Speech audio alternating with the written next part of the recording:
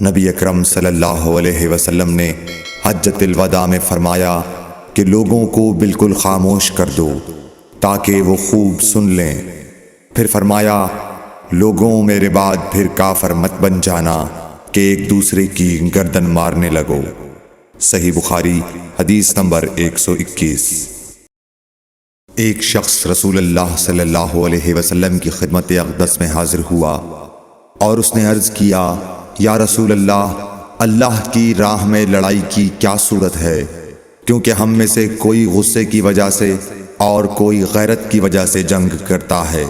تو آپ صلی اللہ علیہ وسلم نے اس کی طرف سر اٹھایا، اور سر اس لیے اٹھایا کہ پوچھنے والا کھڑا ہوا تھا۔ پھر آپ صلی اللہ علیہ وسلم نے فرمایا، جو اللہ کے کلمے کو سر بلند کرنے کے لیے لڑے وہ اللہ کی راہ میں لڑتا ہے۔ صحیح بخاری حدیث نمبر 123۔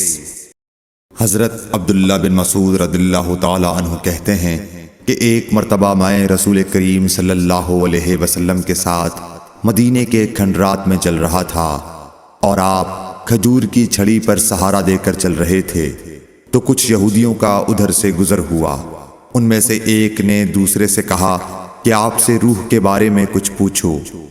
ان میں سے کسی نے کہا، مت پوچھو، ایسا نہ ہو کہ وہ کوئی ایسی بات کہہ دیں جو تمہیں ناگوار ہو۔